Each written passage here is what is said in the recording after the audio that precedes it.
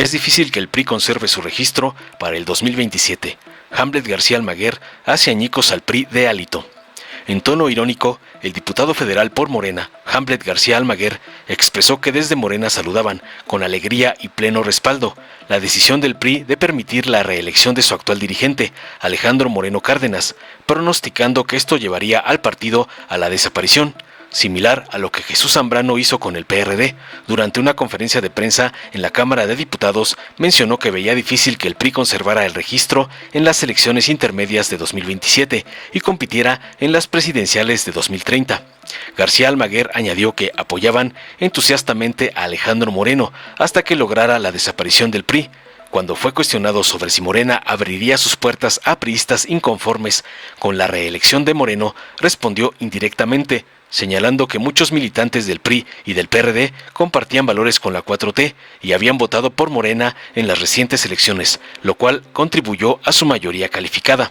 Finalmente comentó que sería interesante observar la reacción del Poder Judicial Federal respecto a la reelección de Moreno, especialmente tras la cena privada entre la ministra presidenta de la Corte, Norma Piña, magistrados y el líder priista, donde, según una nota de investigación periodística, Piña presentó a Moreno como su amigo y aliado. Concluyó contundente.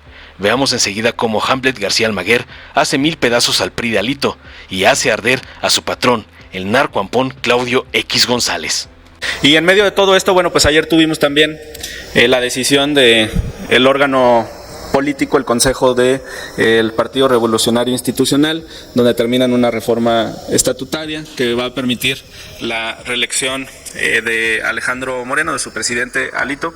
Y me llama mucho la atención parte de su discurso que tenemos aquí en un video y que tiene que valorarse en el contexto que tenemos de la reforma judicial, porque refleja una evidente coalición, una alianza entre Alejandro Moreno y la ministra Norma Piña y el propio Poder Judicial en su conjunto. Adelante, por favor. Jamás apoyará ninguna reforma al Poder Judicial que pretenda menoscabar su independencia y debilitarlo frente a los poderes constituidos.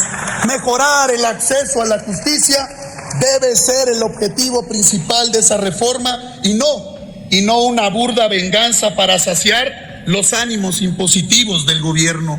Las y los mexicanos merecemos justicia pronta y expedita, y ese es el derecho de todos. Garantizarlo será el fruto de una reforma integral en la que los poderes de la Unión y los 3 órdenes de gobierno asuman una responsabilidad que es de todos.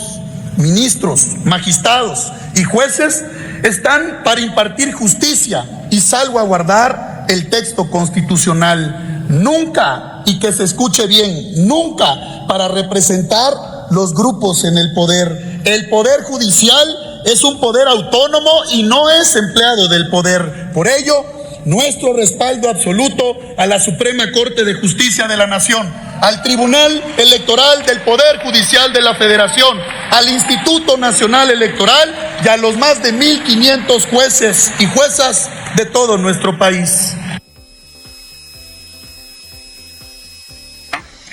Cerrando el pacto, reiterando el acuerdo, que pues una nota de Milenio, de Salvador Frausto, revelaba, ¿no?, cómo en la cena de Norma Piña con los magistrados de la Sala Superior había presentado a Alejandro Moreno Alito como su amigo y aliado.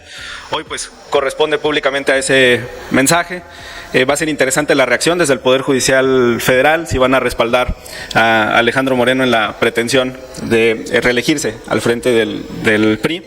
Y decir también que desde Morena pues nosotros apoyamos esta determinación del Consejo Político Nacional del PRI, la saludamos con alegría y pleno respaldo hasta que logre el cometido, igual que Jesús Zambrano, de desaparecer al PRD, pues nuestra solidaridad y apoyo entusiasta a Alejandro Moreno hasta que logre desaparecer también al Partido Revolucionario Institucional. Por mi parte es todo. Creo que es importante el contexto político en el marco de esta discusión del Poder Judicial y pues nos vemos mañana en el estado de Chiapas. Muchas gracias. ¿Sí? Okay. Hola, Margarita. Hola, diputado, ¿cómo estás?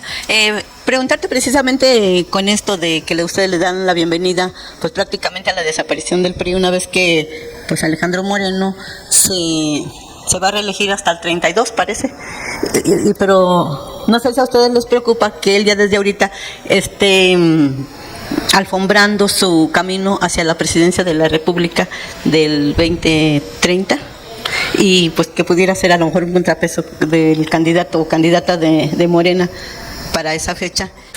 Y sobre tu primera pregunta de la competencia en 2030, pues primero tendrían que lograr el registro en 2027 para poder competir en la presidencial del 2030. Entonces vamos a ver si alcanzan a cruzar esa aduana.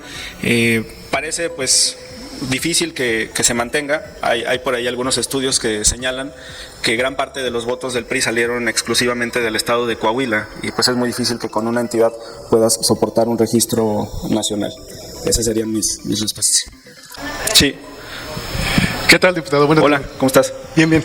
Diputado, una vez que la Asamblea o el Consejo del PRI autorizó la modificación de estatutos para la reelección de Alejandro Moreno, ¿dirías tú que Morena tiene abiertas sus puertas o incluso invitaría a militantes inconformes, connotados dirigentes del PRI en este momento?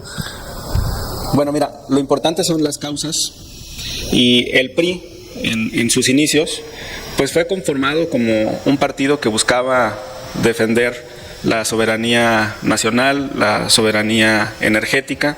Ayer mismo en su discurso adjudicó al PRI la constitución de instituciones en el país, la defensa de la expropiación petrolera, la soberanía nacional.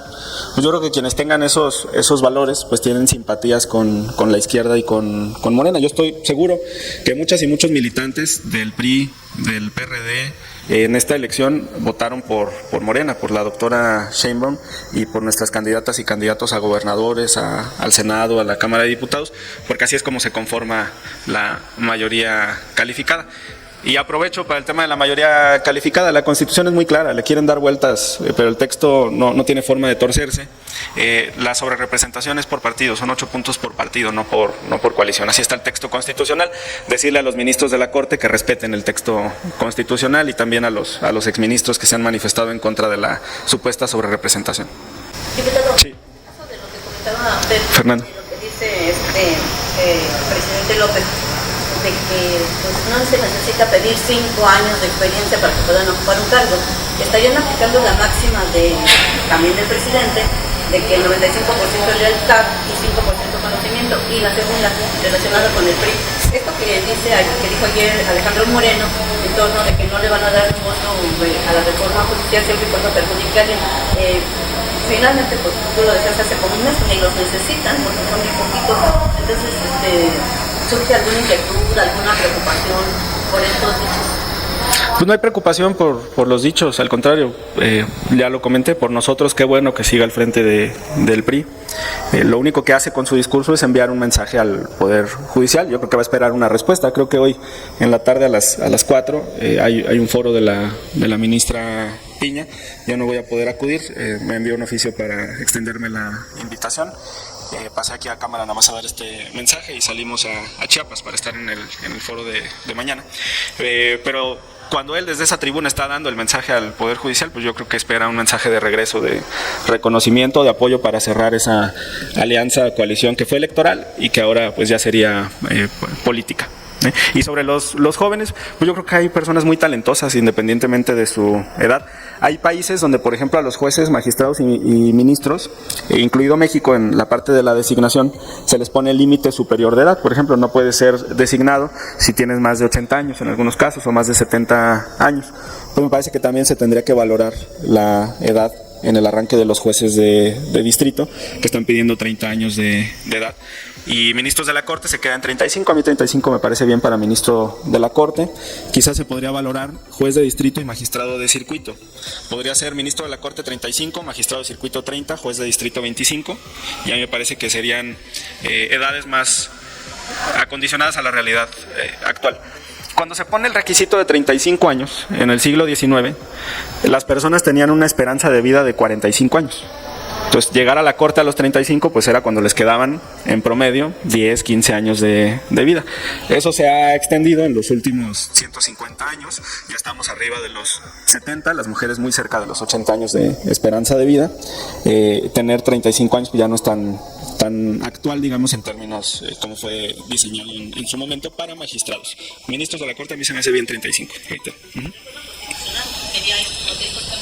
Sí, la edad está en la Constitución. Sí. Va. Pues muchas gracias. Gracias, buena tarde. Dale en me gusta, suscríbete, activa la campanita y compártelo para que más gente lo vea.